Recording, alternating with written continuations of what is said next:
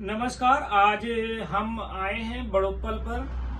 बड़ोपल गांव में एक हमारे डीलर बंधु हैं ऋतिक एग्रो। इनके यहाँ हमने एक ट्रे लगाया था हर्बोविटा से टीटेड और नॉन टीटेड।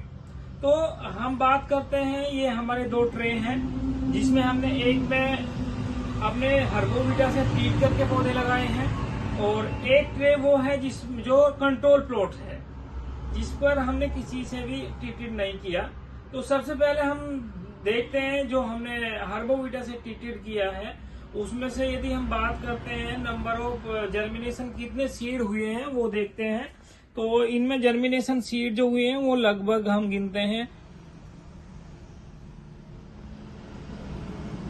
लगभग 19 पौधों का जर्मिनेशन हुआ है जिसमें हमने हर्बोविटा से टीटेड किया है।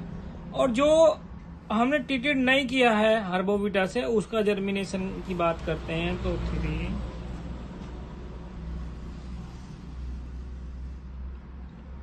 12-13 पौधों का जर्मिनेशन हुआ है।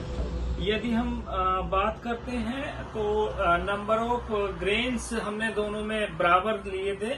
20-20 दानों को हमने इस पर हमने गिनकर जर्मिनेशन के लिए ट्रे डाली थी। पर यदि हम देखते हैं इनमें जड़ों का फैलाव देखते हैं तो आप देख सकते हैं कितना अच्छा जड़ों का फैलाव हुआ है जहां हमने हर्बोविटा से टीटेड किया था और जहां हमने कंट्रोल प्लॉट को रखा था वहां पर आप जड़ों का विकास देख सकते हैं किस तरह का है।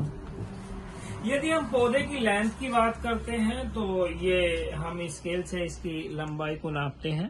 तो जो इसकी लंबाई है वो लगभग ये देखो 4 इंच का है और इसमें यदि हम पौधे की लंबाई को नापते हैं तो ये आपका 3.5 है।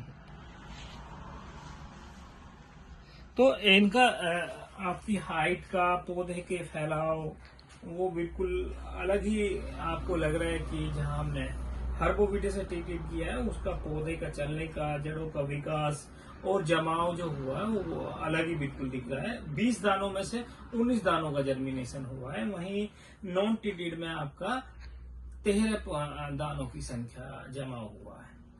तो मैं किसान भाइयों को ये संदेश देना चाहूंगा जो अपनी गेहूं की जो बुआई कर रहे हैं उसमें 5 ml प्रति किलो के हिसाब से हर्बोविटा से यदि आप करते हैं तो आपको जो बीज है वो नंबर ऑफ दानों की संख्या ज्यादा जर्मिनेशन होगा और आपको बेनिफिट